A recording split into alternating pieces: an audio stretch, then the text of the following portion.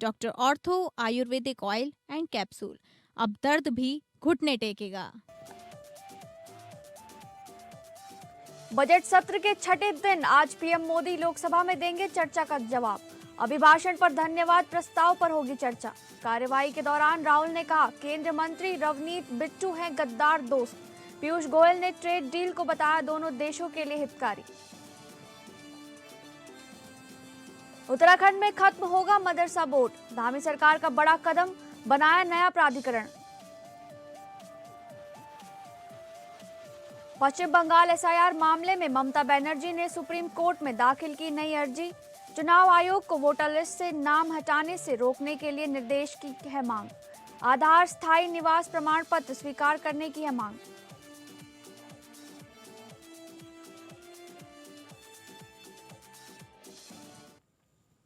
नमस्कार, आप सभी का स्वागत है टॉप अपडेट में। मैं हूं आपके साथ शालिनी राणा। शुरुआत करेंगे टॉप अपडेट की।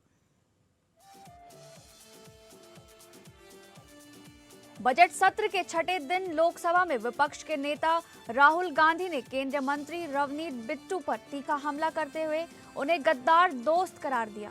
वहीं केंद्रीय वित्त मंत्री पीयूष गोयल ने भारत अमेरिका के बीच हाल ही में हुई ट्रेड डील को दोनों देशों के लिए हितकारी बताया।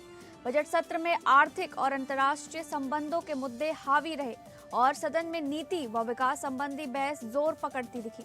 सदस्यों ने व्यापार, निवेश और विदेश नीति पर अपने विचार रखे। पीएम मोदी के जवाब से संसद में बहस का क्रम आगे बढ़ेगा।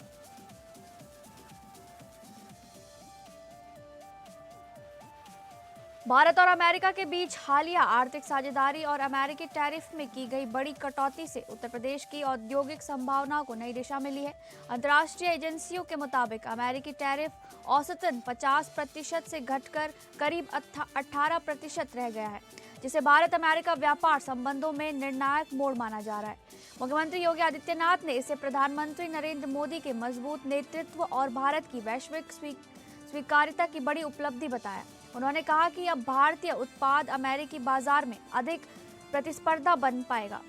इसके साथ इसका सीधा लाभ यूपी के एमएसएमई और ओडीओपी सेक्टर को मिलेगा, जिसमें भदोही के कालीन, मुरादाबाद के पीतल उत्पाद, आगरा का चमड़ा, वाराणसी की रेशमी साड़ियां और कन्नौज का इत्र शामिल है।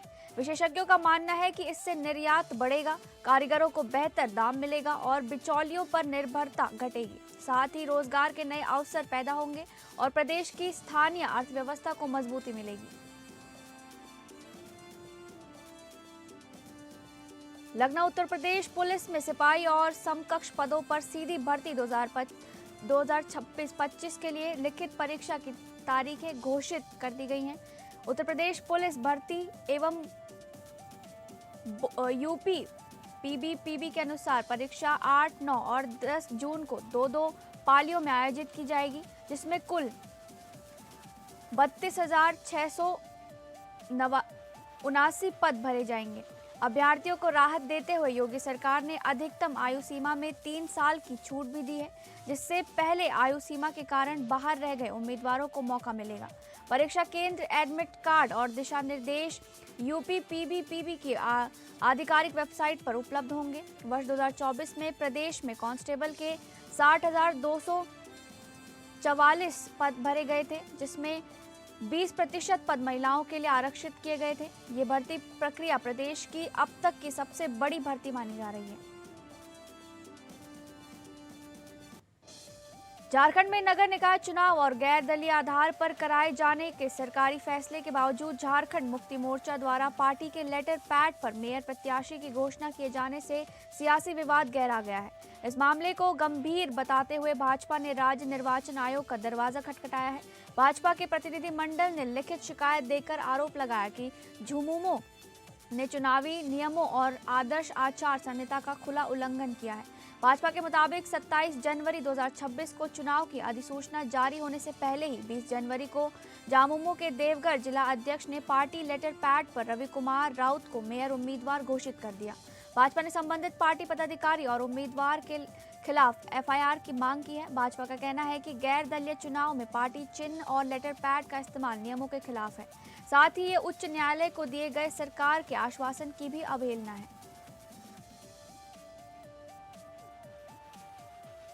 उत्तराखंड में मदरसा बोर्ड को समाप्त करने का फैसला लिया गया है और उसकी जगह अब राज्य अल्पसंख्यक शिक्षा प्राधिकरण कार्य करेगा।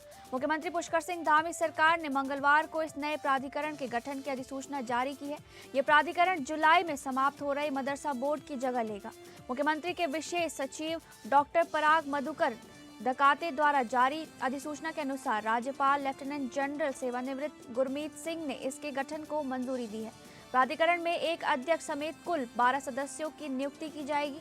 सरकार का कहना है कि इससे अल्पसंख्यक शिक्षा व्यवस्था को और बेहतर व पारदर्शी बनाया जा सकेगा। यह निर्णय प्रदेश की शिक्षा नीति में एक बड़ा बदलाव माना जा रहा है। देहरादून, ऋषिकेश और रुड़की में हाल ही में हुई ताबड़तोड़ घटनाओं को लेकर प्रदेश की कानून व्यवस्था पर विपक्ष ने सवाल खड़े किए हैं और सरकार को घेरने की कोशिश की जा रही है। इस पर प्रतिक्रिया देते हुए वन मंत्री सुबोध उनियाल ने कहा कि पुलिस प्रशासन पूरी सक्रियता के साथ काम कर रहा है और अपराधियों के खिलाफ लगातार कार्रवाई की जा रही है। उन्होंने साफ शब्दों में कहा कि कानून तोड़ने वालों को किसी भी कीमत पर बख्शा नहीं जाएगा। मंत्री ने बताया कि सरकार ने अधिकारियों को स्पष्ट निर्देश दिए हैं कि अपराध नियंत्रण में कोई ढिलाई न बरती जाए। यदि किसी स्तर पर लापरवाही सामने आती है तो जिम्मेदार अधिकारियों पर भी सख्त कार्रवाई की जाएगी। सरकार का फोकस कानून व्यवस्था बनाए रखने और आम जनता को सुरक्षित माहौल देने पर है। कांडा थाना क्षेत्र के थर्प गांव में से एक हृदय विदारक घटना सामने आई है, जहां पारिवारिक विवाद ने हिंसक रूप ले लिया। बीती रात करीब 12 बजे सागर नगर कोटी ने अपने ही चाचा गोपाल सिंह पर धारदार हथियार से हमला कर दिया। हमले में गोपाल सिंह गंभीर रूप से घायल हो गए, जिन्हें आनंद फानंद में सामुदायिक स्वास्थ्य केंद्र कांडा में भर्ती कराया गया, जहां उनका इलाज जारी है। घटना के बाद गांव में अफरा तफरी का माहौल बन गया। सूचना मिलते ही पुलिस मौके पर पहुंची और त्वरित कार्रवाई करते हुए आरोपी भतीजे को गिरफ्तार कर लिया। पुलिस के मुताबिक प्रारंभिक जांच में पारिवारिक कलह ही हमले की वजह सामने आ रही है। फिलहाल पुलिस मामले की गहनता से जांच में जुटी हुई है। बिजनौर के हमीरपुर दीपा थाना क्षेत्र में ओवरलोड लकड़ी से भरी ट्रैक्टर ट्रॉली ने दर्दनाक हादसे को जन्म दे दिया। ग्राम तिगरी में ईदगाह के पास शाम करीब 6:30 बजे चांदपुर की ओर से आ रही ट्रैक्टर ट्रॉली ने बाइक सवार परिवार को जोरदार टक्कर मार दी। हादसे में पुट्ठा गांव निवासी 35 वर्षीय हारून और उसकी 4 साल की मासूम बेटी की मौके पर ही दर्दनाक मौत हो गई। वहीं हारून की बुजुर्ग मां अनीसा गंभीर रूप से घायल हो गई, जिन्हें पहले स्याऊ सीएचसी और फिर जिला अस्पताल रेफर किया गया। घटना के बाद आक्रोशित परिजनों और ग्रामीणों ने सड़क जाम कर ट्रैक्टर ट्रॉली की हवा निकाल दी और जमकर प्रदर्शन किया। सूचना पर पहुंचे सीओ देश दीपक सिंह ने मौके का निरीक्षण किया और समझा बुझाकर जाम खुलवाया। पुलिस सब मामले की जांच में जुटी हुई है। नेरवा से पांवटा साहिब की ओर जा रही हिमाचल रोडवेज की एक बस कुवाणू मीनस मोटर मार्ग पर अनियंत्रित होकर करीब 100 मीटर गहरी खाई में गिर गई, जिससे इलाके में हड़कंप मच गया। हादसे की सूचना मिलते ही एसडीआरएफ की टीमें पोस्ट चक्राता, ट्यूणी और डाक पत्थर से तुरंत मौके पर पहुंची और राहत बचाव कार्य शुरू किया। प्रारंभिक जानकारी के अनुसार बस में करीब 35 से 36 यात्री सवार थे। अब तक 4 यात्रियों की मौत की पुष्टि हो चुकी है, जबकि 11 से 12 यात्री गंभीर रूप से घायल बताए जा रहे हैं। सभी घायलों को इलाज के लिए विकासनगर अस्पताल भेजा गया है। दुर्घटना स्थल राजस्व क्षेत्र में होने के कारण एसडीआरएफ और पुलिस बल संयुक्त रूप से रेस्क्यू ऑपरेशन में जुटी हुई है। प्रशासन की ओर से लगातार स्थिति पर नजर रखी जा रही है। जौनपुर कोतवाली गेट के सामने और परिसर के भीतर उस समय अफरा तफरी मच गई जब 2 पक्षों के बीच जमकर चप्पलबाजी और मारपीट हो गई।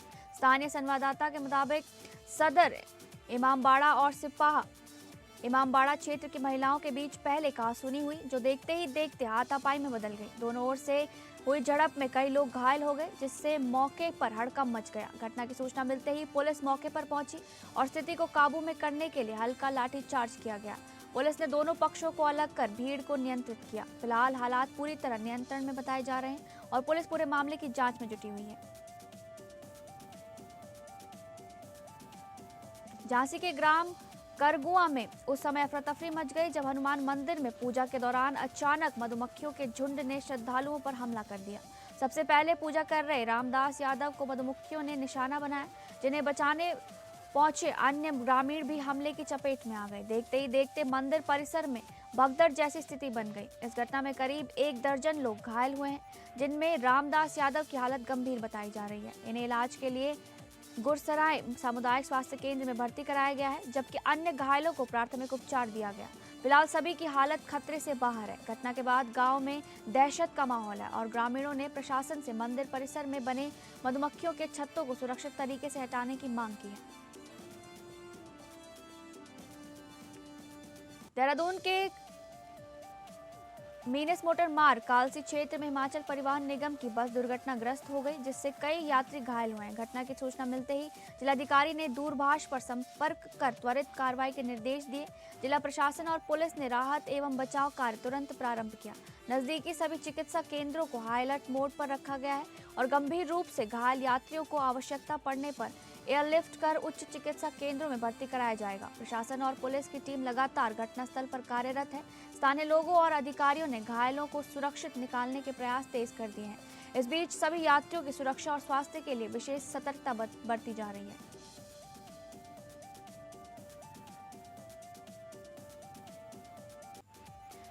जॉर्ज एवरेस्ट में प्रवेश शुल्क को लेकर स्थानीय निवासी पिछले 2 वर्षों से आंदोलनरत हैं। उच्च न्यायालय के आदेशों के बावजूद एक निजी कंपनी लोगों से शुल्क वसूल रही है, जबकि स्थानीय और पर्यटकों से शुल्क न लेने का आदेश जारी था।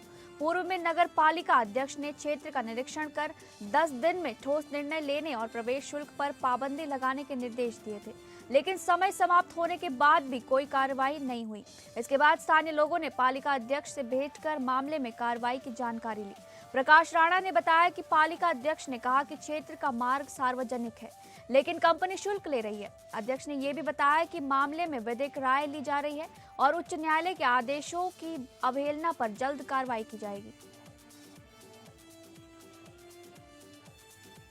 पीलीभीत जिले के जहानाबाद और अमरिया में कई अल्ट्रासाउंड सेंटर और अस्पताल बिना चिकित्सक और टेक्नीशियन के खुलेआम संचालित हो रहे हैं। कई केंद्र बिना पंजीकरण किराए की दुकानों और घरों में चलाए जा रहे हैं, जबकि स्वास्थ्य विभाग इन्हें सील करने के बाद फिर से खोलता दिख रहा है। शिकायत करने पर अधिकारी जवाब देते हैं कि सेंटर दबंगई के बल पर खोले गए हैं, जिससे लोगों में गहरा आक्रोश है। सामुदायिक स्वास्थ्य केंद्र अमरिया के मुख्य चिकित्सा अधिकारी ने औचक निरीक्षण किया और प्रसव प्रगति कम होने पर नाराजगी जताई। पूर्व में किसान यूनियन भी जिलाधिकारी कार्यालय पहुंचकर धरना प्रदर्शन कर चुकी है। ऐसे में सवाल उठता है कि क्या स्वास्थ्य विभाग इस अवैध संचालन के लिए जवाबदेही नहीं है और आम जनता की सुरक्षा कहां रह गई है।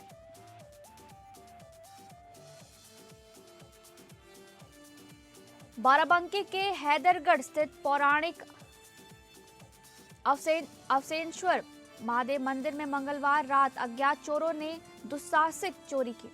चोरों ने मुख्य द्वार के लोहे के चैनल गेट को काटकर मंदिर के गर्भगृह में प्रवेश किया और करीब 25 लाख रुपए मूल्य के चांदी के आभूषण, छड़ और दान पात्र की नकदी लेकर फरार हो गए। चोरी की जानकारी बुधवार सुबह पुजारी और मंदिर कमेटी के अध्यक्ष को मिली, जिसके बाद स्थानीय लोगों की भीड़ मंदिर परिसर में जमा हो गई। सूचना मिलते ही क्षेत्राधिकारी और कोतवाली पुलिस मौके पर पहुंचे और सीसीटीवी फुटेज, फिंगरप्रिंट और डॉग स्क्वाड की मदद से चोरों की तलाश में जुट गए। अपर पुलिस अधीक्षक रितेश कुमार सिंह ने बताया कि पूरे मामले की गंभीरता से जांच की जा रही है और चोरों की पहचान कर गिरफ्तार करने की कोशिश की जा रही है। संभल के बनिया खेड़ा गांव की लखपति दीदी अनुपमा सिंह ने सीमित संसाधनों से शुरू किए अपने प्रयासों को सफलता में बदलते हुए राष्ट्रीय मंच तक पहचान बनाई। गणतंत्र दिवस के अवसर पर दिल्ली में केंद्रीय कृषि एवं ग्रामीण विकास मंत्री शिवराज सिंह चौहान के साथ मंच साझा कर उन्होंने ग्रामीण महिलाओं के आत्मनिर्भर बनने की मिसाल पेश की। गोमय उत्पाद और अन्य हस्तशिल्प गतिविधियों से उन्होंने न केवल अपनी आय बढ़ाई बल्कि 23 महिलाओं को रोजगार से जोड़ा, जिनकी संख्या आवश्यकता अनुसार 70 तक भी पहुंच सकती है। उनके वार्षिक कारोबार में हर्बल, गुलाल, रसगुल्ला, ब्यूटी पार्लर सेवाएं और मोटे अनाज के लड्डू शामिल हैं। दिल्ली से लौटने पर समूह की महिलाओं ने ढोल नगाड़ों और तिलक के साथ उनका उत्साहपूर्ण स्वागत किया। इस उपलब्धि में जिलाधिकारी डॉक्टर राजेंद्र पेंसिया की ट्रेनिंग की भूमिका अहम रही। बनियाखेड़ा विकासखंड के सहायक विकास अधिकारी अमित यादव ने बताया कि अनुपमा सिंह ने प्रदेश और जनपद का नाम पूरे देश में रोशन किया। ऋषिकेश में वन भूमि मामले को लेकर जनता का आक्रोश लगातार बढ़ता जा रहा है। 2 दिन पहले हजारों स्थानीय लोगों ने रैली निकालकर विरोध प्रदर्शन किया। इस दौरान बीजेपी विधायक डॉक्टर प्रेमचंद अग्रवाल भी आम जनता के समर्थन में दिखाई दिए और स्पष्ट किया कि जो लोग यहाँ निवास कर रहे हैं उनके लिए सरकार को जल्द कोई समाधान निकालना होगा।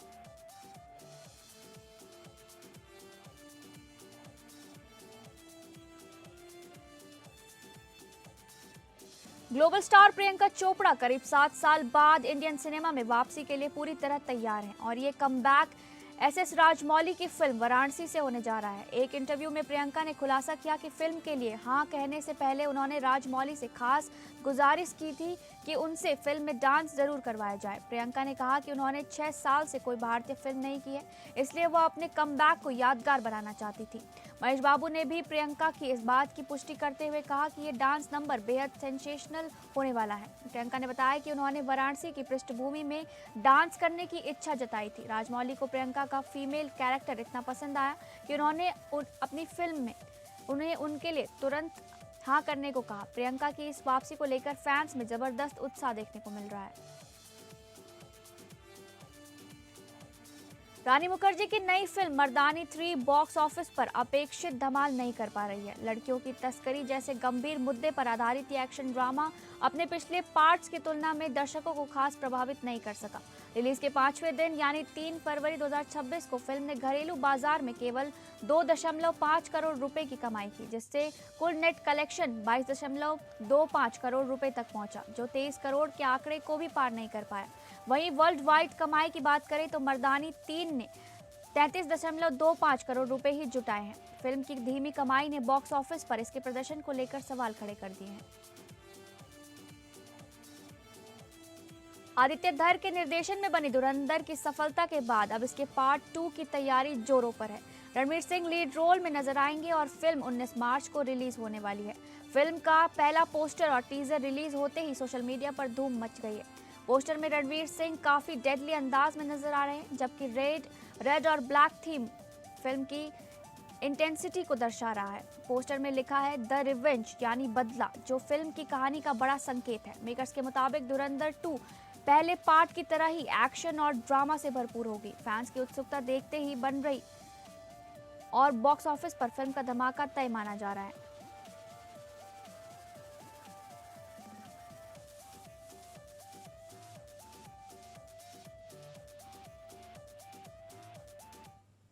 फिलहाल टॉप अपडेट में बस इतना ही। नमस्कार।